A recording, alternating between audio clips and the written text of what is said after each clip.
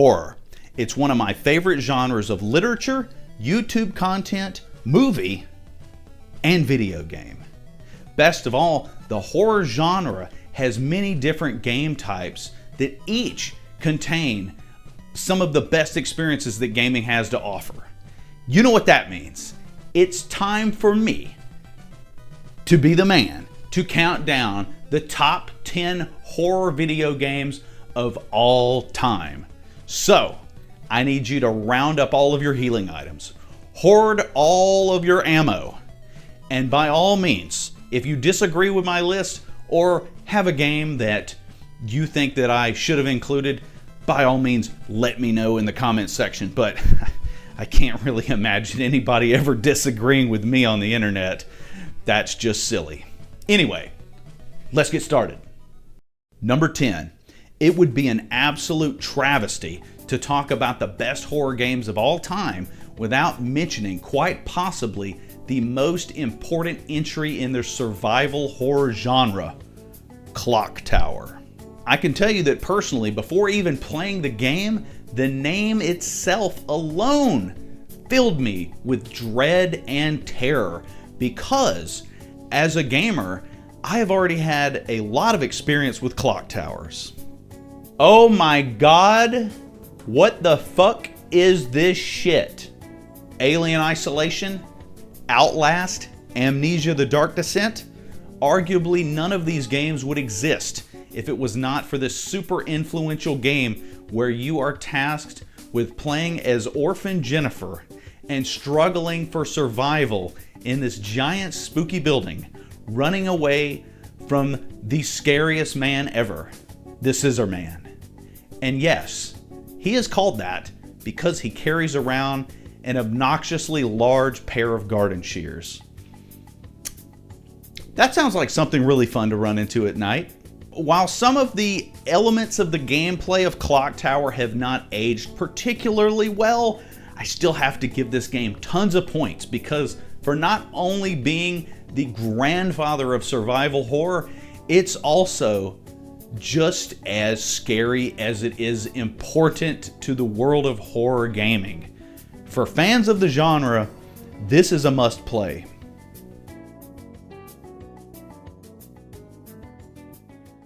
Number 9, bearing the most disturbing title of a video game ever. I Have No Mouth and I Must Scream is an adaptation of the Harlan Ellison story of the same name. This game, however, has a lot of extra story and content that was not included in the original short story. And what's even better than that is that Harlan Ellison actually wrote all this stuff. So that would make this the most faithful adaptation of a book into a video game ever. But why exactly would this game be on a list of the top 10 horror games of all time? Well, if you've ever read the short story, then you know exactly why it's on the list. For those who have not, let me explain. I Have No Mouth and I Must Scream is existential horror at its most extreme.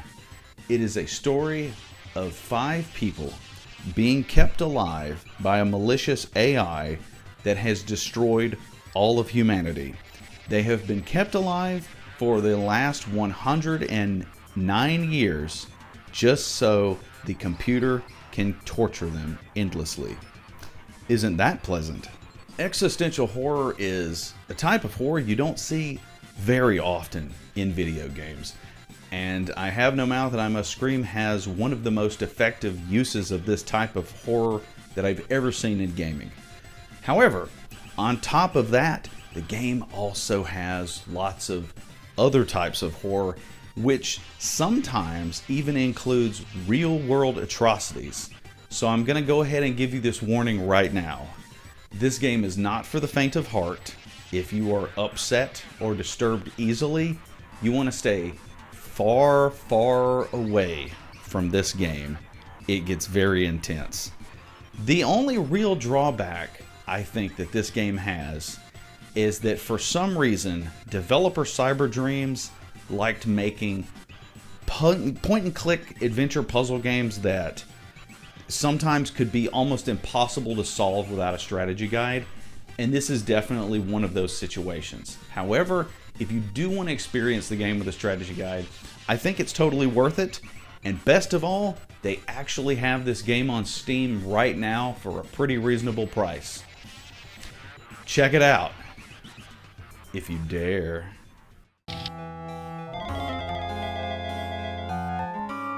Number 8. The 90s. It was a magical time, back when an ambitious studio, in this case Pulse Entertainment, could make a hyper-realistic game where you explore a dingy and disgusting hotel/bar as a cockroach. And since you are playing as a mere household cockroach, the only thing that you can do in Bad Mojo is walk around to solve puzzles and explore by the use of the 4 directional keys on your keyboard. This is all in the pursuit to eventually make it back to your human body, which you lost upon being transformed by this mysterious amulet. Bad Mojo makes excellent use of full motion video and features some truly fantastic bad acting, which provides a little bit of relief from the tense, oppressive environment and the super spooky soundtrack, which I adore. Why Bugs? Dr. Sams, can you tell me where you got the money? I wish I could. I'm as much in the dark as you are. All I know is the money's here, and I could finally fund my research. I'm happy. The university's happy. Hey, I'm not gonna look this gift horse in the mouth.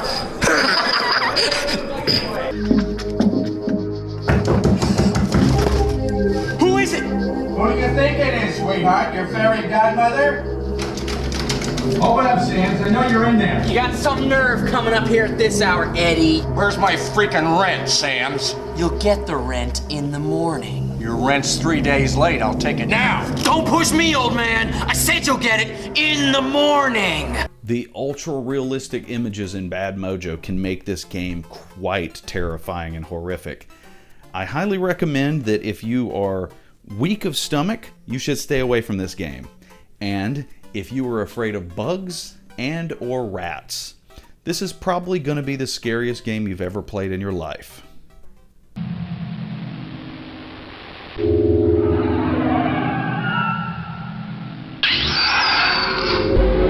Number 7. Can you put a cooperative shooter on a list of the best horror games of all time? If it's a Valve game, you bet your ass. Left 4 Dead 2 is one of the most addictive online experiences I have ever had, and it can be truly terrifying staring down hordes of zombies sprinting at you and your friends. Also, this game has some quiet moments that are equally disturbing, like those moments where you're creeping down an alley and you can hear a witch somewhere in the dark.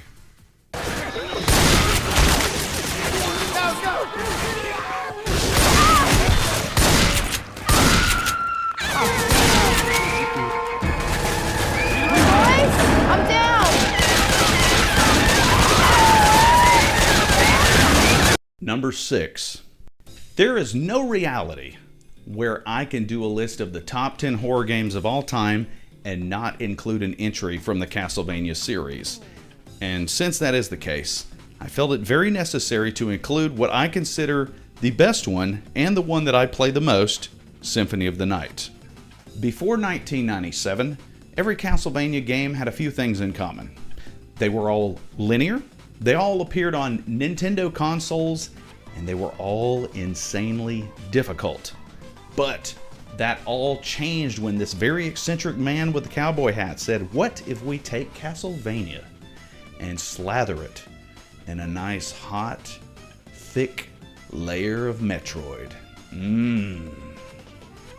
While the mechanics present in Symphony of the Night make it by far the easiest game in the series, the super smooth controls, absolutely gorgeous art direction, and the plethora of hidden, fun, crazy, weird things in the game, like being able to hit the librarian in the ass with the anti-gravity boots, make braving Dracula's castle of horrors and nightmares, so appealing to do over and over again.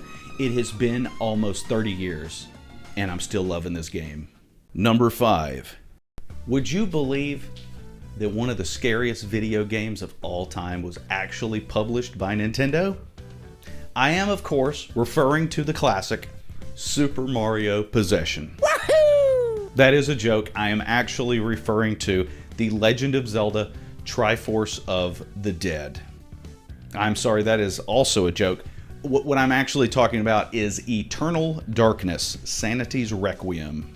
Eternal Darkness is a game that is absolutely saturated with Lovecraftian influence. But coincidentally, the game actually starts off with a quote from Edgar Allan Poe. After that pleasant little chestnut, we begin the game as Alexandra Roivas, a young woman investigating the death of her grandfather. While looking around the old man's house, Alexandra discovers a book made out of human flesh. Sounds familiar?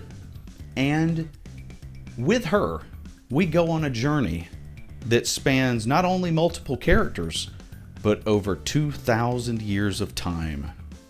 Eternal Darkness is just awesome. Everybody who ever played it loved it. Even game journalists. The only problem was, it was a massive commercial flop, which is probably the reason that we're not seeing Eternal Darkness sequels today. That really is a shame, because this game is scary as hell, thanks in no small part to the sanity effects, which can break the fourth wall and make you and your avatar in the game feel like they're losing their ever-loving mind.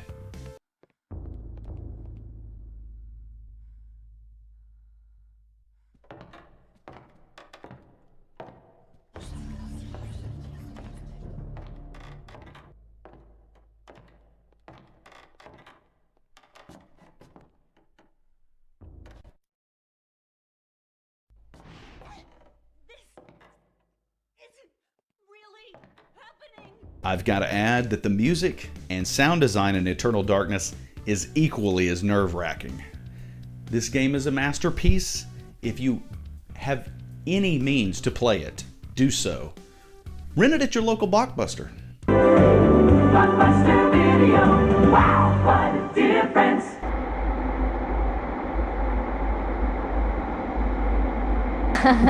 Number 4. In the very dark times, when all of our favorite survival horror franchises were in steady decline, a little independent studio known as Frictional Games gave us a title known as Amnesia: The Dark Descent. And thankfully, we were finally able to be scared again. Perhaps the most overused trope in all of media is having amnesia, but it actually works for this game as we try to uncover clues to see exactly what in the world is going on. Armed with only your wits and a healthy amount of self-preservation, you unravel a story full of horror and Lovecraftian influence, complete with a sanity meter, which is pretty much a requirement for any game influenced by H.P. Lovecraft. This game will mess with your senses. It will trick you into thinking you saw things. It'll trick you into thinking you hear things.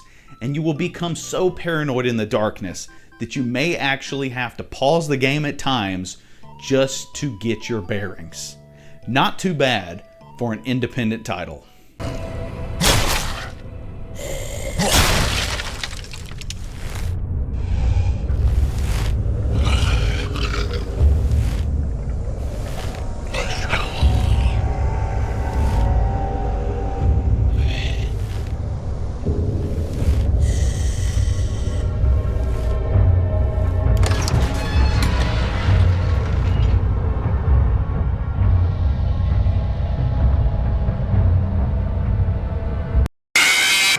Number 3. And now let's talk about yet another classic horror game dominated by the presence of an evil AI.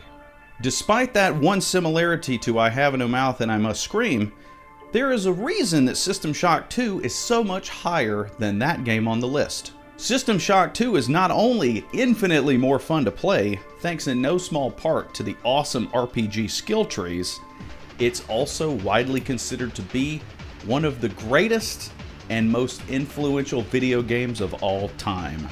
Between exploring this spaceship in the dark, cold reaches of space that is filled with psychotic cyborgs and terrifying creatures that can pop out at you from anywhere, you are also constantly being tracked and monitored by Shodan, a malevolent artificial intelligence who is seemingly holding all the cards in your struggle for survival and is possibly leading you to your very doom.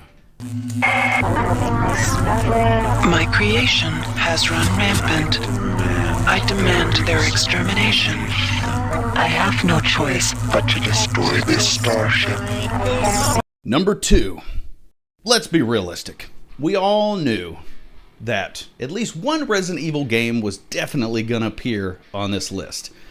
Now, for me, it really comes down to 2 games in the series specifically. While I think Resident Evil 1 is a classic and I love it endlessly, I feel like 2 and 4 are the best in the series. Now, while I really do like Resident Evil 2, and I think it is almost a perfect game, I feel like Resident Evil 4 is really the title that made the series hit its absolute apex. The controls are spot on. The game is endlessly replayable. It is full of entertaining, fun characters and has some of the best villains in the entire series. Speaking of villains, Jack Krauser is probably my favorite villain in all of Resident Evil. And let's not forget that with Resident Evil 4, this game pushed the boundaries of what this series is capable of in every possible direction. The amount of variety that this game brings to you is unsurpassed. At the beginning of the game, you're fighting what appears to be zombies in a small Spanish village. And then before you know it, you're fighting a freaking giant. And then before you know it even more, you're being hunted by an effing sea monster. That's Resident Evil 4. Honestly, I could go on and on about all the amazing things that you will encounter that will make you absolutely fall in love with Resident Evil 4. But instead of doing that, I am going to just merely suggest that you play the game yourself and develop a very serious personal relationship with it. You will thank me later. Alright, before we get to the number 1 greatest horror game of all time, I've got a couple of honorable mentions, and the first one I want to talk about is Friday the 13th, the game. I had to go ahead and make sure I put that, the game, at the end of that, because otherwise you'd probably think that I was talking about the NES Friday the 13th game, which, yeah, I mean, it's a little scary when you go into a cabin and Jason does just like pop out of nowhere to fight you, but for the most part, I would say that it is dookie. The game I am talking about is the asymmetrical multiplayer phenomenon that became an absolute addiction for myself and a horde of not just Friday the 13th fans, but just video game fans in general. This game is so fun that even if you don't know anything about Friday the 13th, you're gonna just get sucked into it immediately. Whether you're playing as Jason hunting down all the other players, or you're playing as the 7 counselors trying to work together to either get away or somehow actually defeat Jason, this game is just an experience like no other that you can have. The best thing is, there are still servers open right now, and we actually did a live stream on Friday the 13th just to prove that the game is still up and running. We still got a community. This thing's awesome, and it's probably the best adaptation of a horror movie into a video game ever. And for the last honorable mention, I want to take you all the way back to the mid-2000s when the Xbox 360 was finally released, and we were all super excited to see what kind of games we were going to have on that new console. The problem was there weren't that many games available, and definitely not that many horror games, but we got really lucky because we got one hell of a horror game in the form of Condemned Criminal Origins. In this intense and super suspenseful game, you play as framed FBI agent Ethan Thomas as you track a dangerous serial killer while also dealing with tons of psychotic criminals. And the unique twist on this game that really made it exciting was the fact that it was melee combat first person, which was pretty unique at the time. And that meant that you had to get right in the face of all these monsters trying to kill you. As a movie fan, I have to point out that Condemned Criminal Origins was heavily inspired by the classics Seven and Silence of the Lambs. This game is creepy as hell, it's intense, it's super fun, it's so scary. I love this game. And now it's time for number 1. Years ago, in fact over 14 years ago, a large portion of the video game community got their panties in a major twist because some asshole who doesn't know dick about video games decided to say that video games could never be art. Personally, I find it sad, repulsive, and pretty disappointing that such a large fraction of our community could just have their faith totally shaken in this incredible hobby of ours just from one guy's words. Especially, this is a time where we had already been given Final Fantasy VI. We'd already had Fallout 2. And of course, we'd already had the greatest horror game of all time, Silent Hill 2. I'm here for you, James. See? I'm real. If there's one thing that being a horror fan has taught me over the course of my life, it's the fact that things are so much more creepy and terrifying when they actually mean something. And that is never more true than when you are encountering the representations of fear, pain, and regret that come from the mind of protagonist James Sunderland. While playing Silent Hill 2, you will notice that James does not fight like a super soldier. He does not fight like a space marine, and that's because he's not one. He's a regular person just like you or me, and that's part of one of the great sets of design decisions that Konami made when crafting this masterpiece. I don't want to put any spoilers in this section of the video because I feel like out of all the games on this list, Silent Hill 2 is definitely the one that you should experience firsthand. And I'm gonna warn you, this game is like nothing you've ever played before, and it will definitely leave you different than when you found it. All right, that's another top 10 in the bag. Now, before we get started, I just want to let you know that as you see these names passing up the screen, these are our channel members and channel patrons.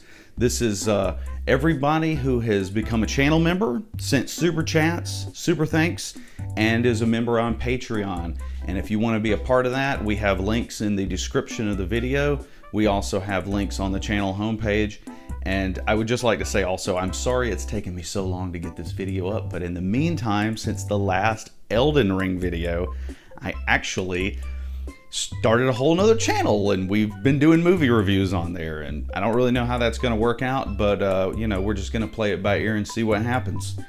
Also, we have a link to our Discord in the description, and we would love to have you. If you want to jump on our live streams, I try to stream as much as humanly possible. Still have the full-time job, so it's not as easy as possible to do it every single day, but I try to do my best. And I just want to personally thank you for watching this video all the way to the end. I love you guys. This is the greatest job in the world. Thank you for allowing me to keep doing it for this long. I'll see you next time.